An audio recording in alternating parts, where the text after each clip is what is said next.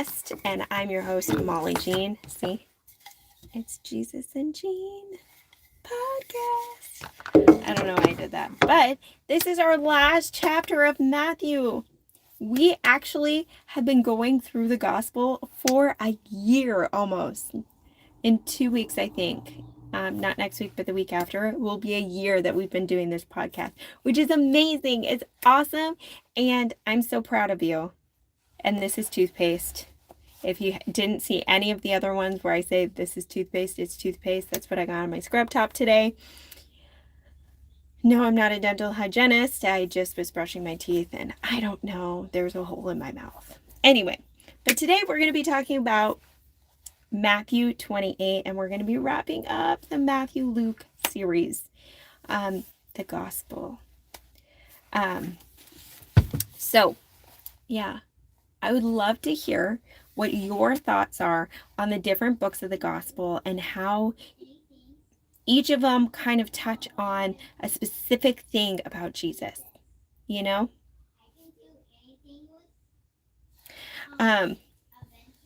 She's doing her own Jesus time right now because it's important that our children have quiet time learning about Jesus as well, so that they see that as a regular thing, you know, a normal thing. I don't know, that was just a fuzz, I guess. A normal, regular thing, right? Because if they grow up thinking it's a normal, regular thing, as it should be, then they're more likely to keep it, you know, as a habit as an adult, right? That's the goal, at least. Okay, I'm reading from the English Standard Version, where we're going to get to the happy, happy party in 28. Let's start with verse 1. Now, after the Sabbath, toward the dawn of the first day of the week, Mary Magdalene and the other Mary went to see the tomb. And behold, there was a great earthquake. For an angel of the Lord descended from heaven and came and rolled back the stone and sat on it. His appearance was like lightning, and his clothes white as snow. And for fear of him, the guards trembled and became like dead men. But the angel said to the women, "Do not be afraid, for I know that you seek Jesus who was crucified. He is not here, for he is risen, as he said. Come see the place where he lay.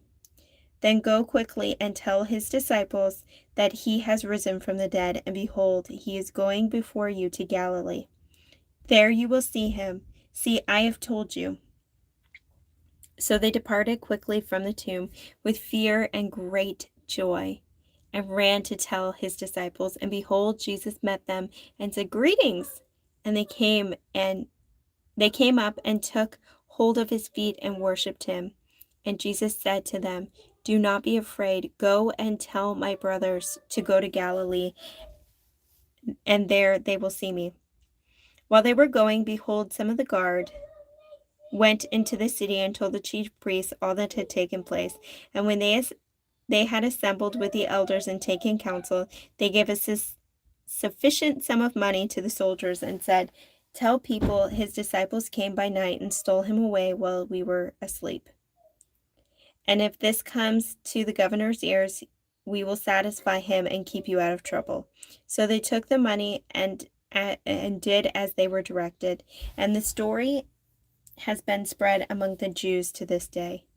Now the 11 disciples went to Galilee, to the mountain to which Jesus had directed them. And when they saw him, they worshipped him, but some doubted. And Jesus came and said to them, "All authority in heaven and earth has been given to me. Go therefore and make disciples of all nations, baptizing them in the name of the Father and the Son and of the Holy Spirit. Teach them to observe all that I have commanded you. And behold, I am with you always to the end of the age." He's risen! Yes! He is risen. He is risen. We are saved. We are rescued. He is risen. We get to be with him forever and ever and ever. And if you can hear a little child in the background, she is singing some worship songs to Jesus right now, which is so precious. If you've never heard children sing to Jesus, oh my goodness, you're missing out. It is the most precious thing that your little ears will ever endure. Can you believe that the Pharisees, after all of that, the soldiers come and they're like, hey, there were angels that rolled away the stone. We were like dead people. And then the angel said, hey, go tell the disciples what's happened. Excuse me. And they go tell the chief priests and the elders. They're like, hey, listen, this happened. And they're like, here, take some money and stay quiet. Instead of being like, oh my goodness, we were wrong. We were wrong.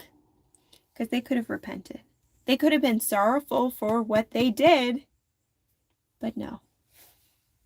Pride, my friends. Pride. Pride. Pride.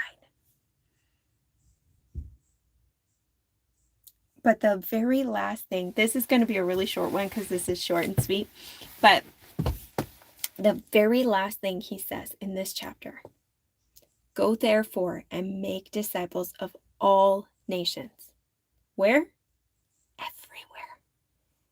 Baptizing them in the name of the Father and of the Son and of the Holy Spirit. Teaching them to observe all that I have commanded you. And behold, I am with you always to the end of the age. So, he tells us, go into all the nations. And we've talked about this before. Some of us are called to the nations.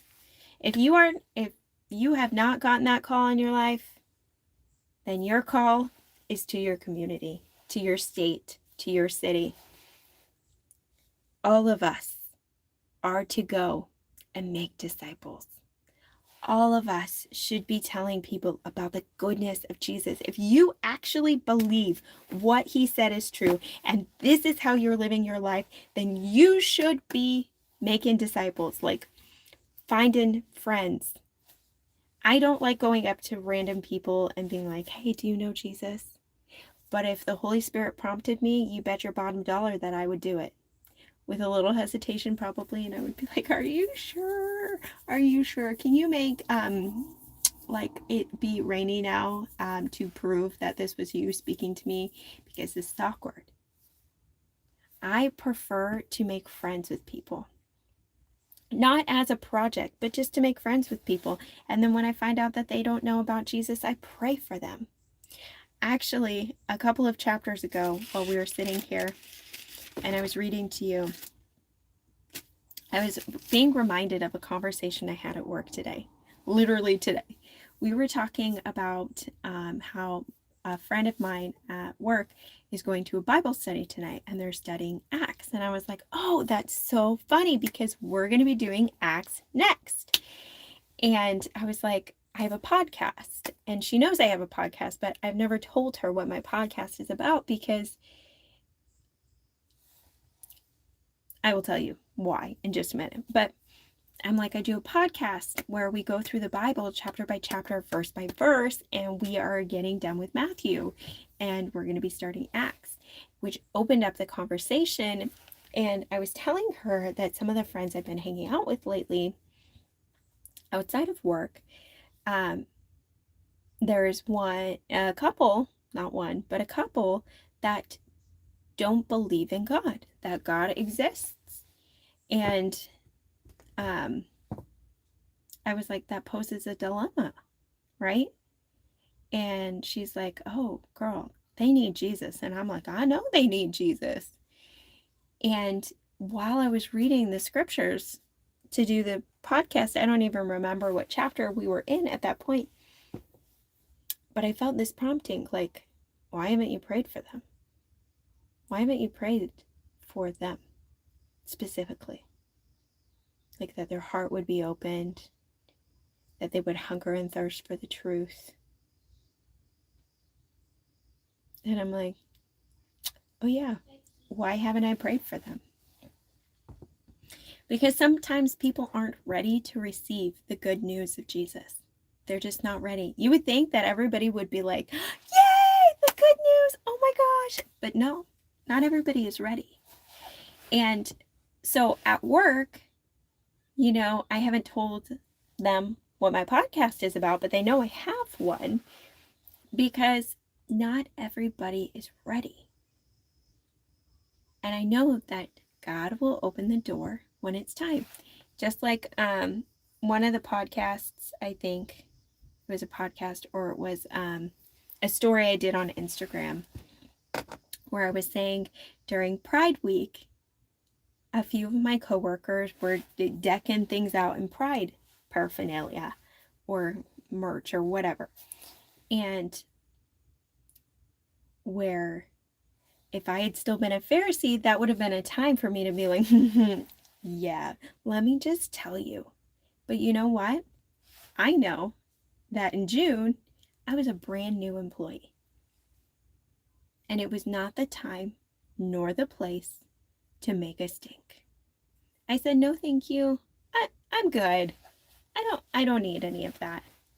And they were gracious. There wasn't a fight. There wasn't an argument. There wasn't any tension. And I continue to be kind and treat those people that have different views than me like human beings, just like Jesus did. Jesus did not condone their sinful behavior. He treated them like humans. He didn't treat them like subhumans. He didn't treat them like garbage. He didn't treat them like trash. He didn't treat them like lepers. He didn't treat them like they had a plague or like, he didn't treat them like that. He treated them like human beings. And so I make a point to stop by and say, hi, how are you doing? To smile, to, to show them that I genuinely care about them as humans. Now, the more I get to know them, that conversation might come up about what I believe, and I will share that with them. And they may be not so great or not so open to hear what I believe, but they would be more willing to hear what I have to say because I know them and I've been kind to them and I haven't shown any hatred or any bias or any, anything where they could say, well, I saw this coming because she's so rude. She's been so rude to me from the start and it's because of this and this. No, they have no reason to say that. If anything, they can say, wow, she does practice what she preaches. Not all the time, because sometimes I have bad moods and I'm not always kind, but I try really, really hard to be. And when I'm not kind, I apologize and I say, hey, I was really rude and I'm sorry. But yes, pray, because God has specific people that he is bringing into your life so that you can tell them about the good news of Jesus. He has specific people for you. For instance, when I was a freshman in high school, I got saved.